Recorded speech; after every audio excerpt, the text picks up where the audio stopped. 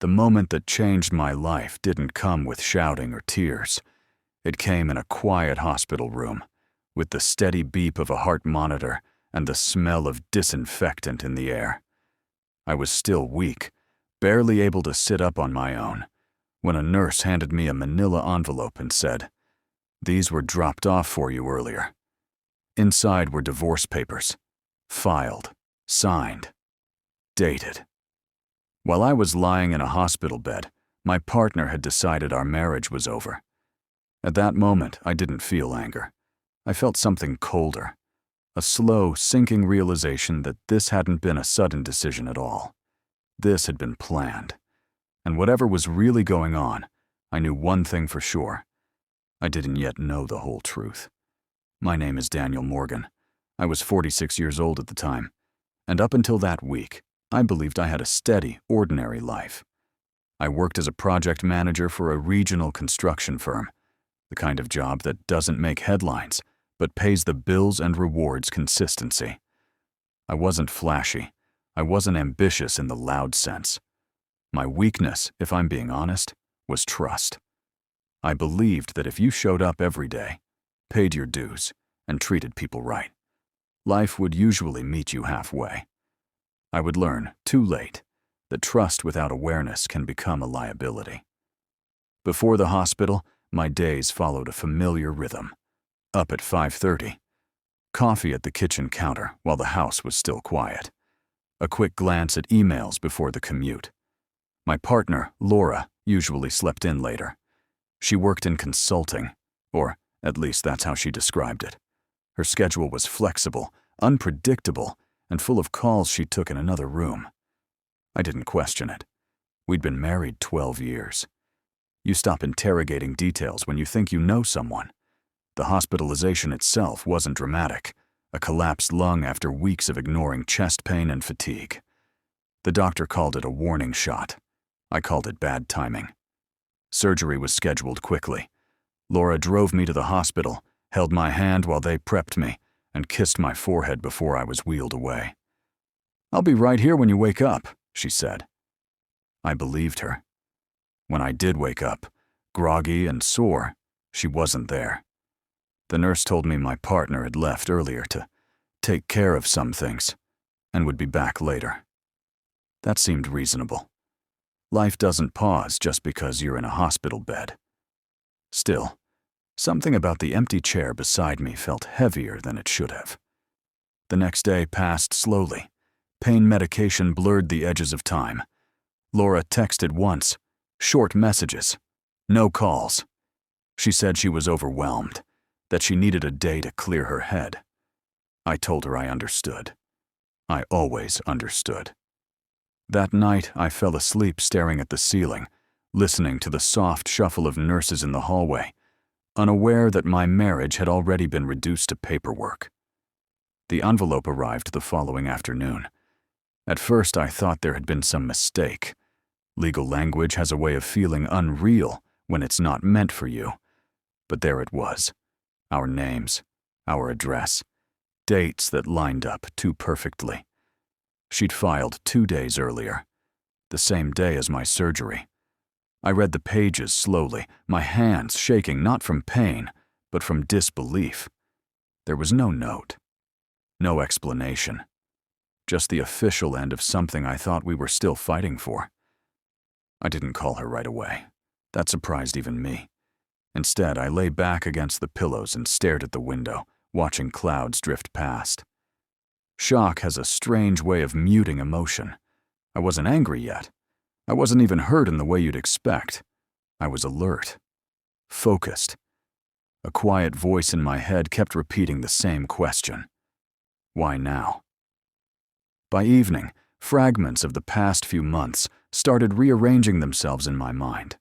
The late nights, the unexplained transfers between accounts, the way she'd started insisting on handling all the finances to reduce stress, the tension whenever I asked about long-term plans.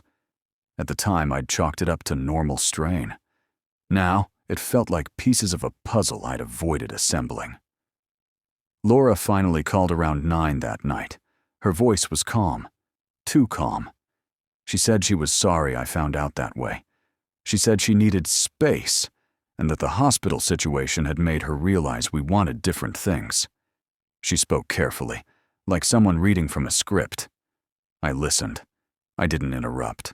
When she finished, I told her I needed time to recover and think. She agreed. She sounded relieved. After the call ended, I asked the nurse to help me sit up. I opened my phone and logged into our shared accounts. At first glance, everything looked normal. Then I noticed the gaps. Small withdrawals spread out over months. New accounts I didn't recognize. Transactions labeled vaguely enough to avoid attention. Consulting fees, legal retainers. I closed the app and set the phone down, my heart beating harder than it had all day. That was the moment I understood something important. This divorce wasn't about my hospital stay. That was just the trigger. Whatever Laura was doing, she'd been preparing for a long time. And filing while I was incapacitated wasn't cruelty. It was strategy. I didn't confront her. I didn't call a lawyer from my hospital bed. I didn't tell my family. Instead, I made a decision that would shape everything that came next. I would recover quietly. I would pay attention. And I would not give away the one advantage I still had, her belief that I was too weak, too distracted, too trusting to notice what was really happening. Lying there in that hospital room, with the papers folded neatly on the bedside table, I realized this wasn't just the end of my marriage. It was the beginning of something else. And if I handled it carefully, I might be able to walk away with more than answers. I was discharged 4 days later with a scar on my chest and a doctor's warning to slow down. I nodded, thanked him, and promised I would. What I didn't tell anyone was that slowing down had already become part of a larger plan. Physical recovery gave me the perfect cover. No one expects much from a man who just left the hospital, least of all the person who believes she's already won. Laura didn't come to pick me up. She sent a rideshare and a brief text, saying she had a meeting she couldn't cancel. When I arrived home, half the closets were already empty. The house felt staged, like a model home after the owners move out. Clean. Impersonal. Temporary. I slept on the couch that night, not because I had to, but because the bedroom no longer felt like mine. Over the next week, I did exactly what I said I would do. I rested. I kept my movements slow and my conversations polite. Laura stopped by twice to collect paperwork and personal items. Each time she acted cordial, distant, efficient. She spoke to me the way people speak when they're trying not to leave fingerprints on a decision. I noticed she never once asked how my recovery was going. Once she left for good, I began paying closer attention to the details she'd assumed I'd ignore. I pulled bank statements going back a year. I made a spreadsheet, something I'd always been good at. Patterns emerged quickly. The small withdrawals weren't random. They followed a rhythm. Every 3 weeks, like clockwork. Always just under the amount that would trigger an alert. The accounts they went to weren't in her name directly. They were under an LLC I'd never heard of. I didn't panic. Panic clouds judgment. Instead, I called the bank and asked for copies of all account authorizations. That's when I found the form. My signature, or something very close to it. She'd added herself as sole manager on a joint investment account 6 months earlier. I remembered the evening she'd handed me paperwork and said it was routine. I'd signed without reading. Trust is efficient like that. Until it isn't. At the same time, other things started to surface. A mutual friend mentioned seeing Laura at a networking event with someone she described as her business partner. The description didn't match anyone I knew. When I asked casually, I got a vague answer. A consultant? A mentor? Someone helping her restructure her career. Again, it sounded reasonable. Almost too reasonable. I decided not to ask questions anymore. Questions warn people. Observation doesn't. I took short walks around the neighborhood to rebuild my strength. I kept my phone on silent more often. I responded to Laura's messages hours later, never immediately. I let her think I was still processing the divorce emotionally. That assumption worked in my favor. People relax when they believe you're off balance. 2 weeks later, I met with an attorney. Not a divorce attorney, a financial litigation specialist. I framed the meeting as informational, hypothetical. I didn't accuse anyone. I simply asked what options exist when shared assets are moved without clear consent. He listened carefully, asked precise questions, and said one thing that stuck with me. Documentation is everything. Timing tells the story. That night, I backed up every file I had. Statements, emails, messages, calendar entries. I didn't confront Laura when I noticed she'd changed the password on one of our shared accounts. I simply noted the date. When I saw funds transferred out again, I recorded the amount. Quietly. Methodically.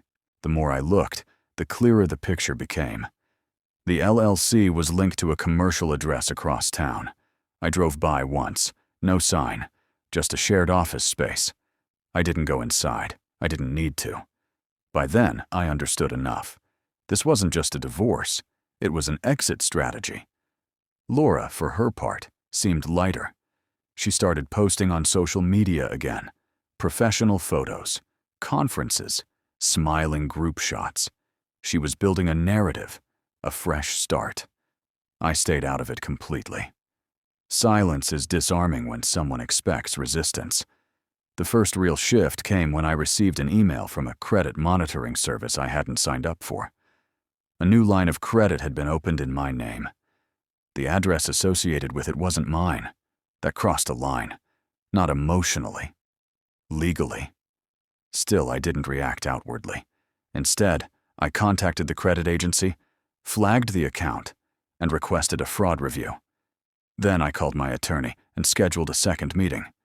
This time, I brought everything. He didn't interrupt while I explained. When I finished, he leaned back and said, "She's assuming you won't act." That's her mistake. The revenge, if you want to call it that, didn't involve shouting or public scenes. It began with timing. I waited until Laura formally requested a settlement conference. That's when I responded. Calm. Cooperative. I agreed to mediation. I asked for delays, extensions. I cited recovery. Each delay brought me more clarity. During that time, my attorney filed motions quietly, requests for disclosures, subpoenas for the LLC's financial records. Because our assets were intertwined, the requests were standard. Nothing aggressive, nothing suspicious. Laura didn't object. Why would she? She believed the structure she'd built was invisible. It wasn't. The records came back slowly. Invoices, payments, a consulting agreement that listed her as a silent partner. And another name. The business partner. Someone she'd been seeing for months, possibly longer. Not proof of an affair in the dramatic sense, but proof of coordination, of intent, of planning. I still didn't confront her. Instead, I made my first move. I authorized a forensic accountant to review the joint accounts under a court-approved order. Routine, I said, just to clarify the numbers before mediation. The report took 3 weeks. When it arrived, it was concise, clear. It showed asset diversion. It showed misrepresentation. It showed that the divorce filing date aligned perfectly with the final transfer out of a significant sum. By the time Laura realized what was happening, it was too late to undo it. The mediation date arrived on a gray Thursday morning. Laura walked in confident, professional, polished. She didn't look at me directly. I looked calm, healthier, stronger than she expected. The mediator began outlining goals, cooperation, fairness, resolution. Halfway through, my attorney slid a folder across the table. Laura opened it. I watched her expression change, just slightly. A pause, a tightening around the eyes. She looked up for the first time that day, not at me, but at my attorney. The mediator leaned forward, reading. "What is this?" Laura asked. "Clarification," my attorney said evenly, "of financial movements that occurred prior to the filing. No accusations, no raised voices, just facts." The room went quiet. That was the moment I knew the story she'd been telling herself, that I was weak, distracted, unaware, had collapsed. And whatever happened next, it would no longer be on her terms. The mediator suggested a short break. Laura stepped out of the room, phone already in her hand. I stayed seated, sipping water, feeling strangely steady. Not relieved, not angry, just clear. Clarity has a weight to it, and by then I was strong enough to carry it. When the session resumed, the tone had changed. Laura's attorney asked for time to review the documents. The mediator agreed. What had been scheduled as a single-day discussion turned into a postponed negotiation. That delay mattered. Because once financial irregularities are formally introduced, everything slows down. That's how systems protect the truth. Over the next month, disclosures expanded. The LLC records led to other accounts. Those accounts led to contracts. The contracts showed shared profits, and the timeline showed intent. Not an accident, not confusion, planning. Laura stopped posting on social media. Her messages to me changed too. They became shorter, careful, legal. At one point, she asked if we could just talk like adults. I declined politely. I told her everything we needed to say could go through counsel. It wasn't punishment. It was boundaries. The credit inquiry turned into a formal investigation. The account opened in my name was traced back to an IP address used by the LLC. That single detail shifted the case. It wasn't just divorce anymore. It was fraud. And fraud doesn't care about personal explanations. I didn't enjoy that part. People assume revenge feels satisfying. It doesn't. Not when you're watching someone unravel in slow motion, especially someone you once trusted. But I also didn't interfere. I didn't rescue her from consequences she'd engineered herself. The settlement offer came 2 weeks later. It was different this time, significantly different. She agreed to return diverted funds, relinquish claims to certain assets, and cover legal fees. In exchange, I agreed not to pursue further civil action. The agreement was reviewed line by line. I signed without hesitation. Not because I was eager to end it, but because I was done carrying it. The final court date was brief. No drama, no speeches. The judge confirmed the terms, asked if both parties understood, and brought the gavel down with a soft, final sound. Years of partnership ended in under 10 minutes. I didn't see Laura afterward. Recovery, the real kind, started later. Not in a hospital bed or a courtroom, but in ordinary mornings. Cooking for one. Walking without checking my phone. Relearning what quiet felt like without tension attached to it. Friends asked questions. I kept my answers simple. It ended. It was complicated. I'm okay.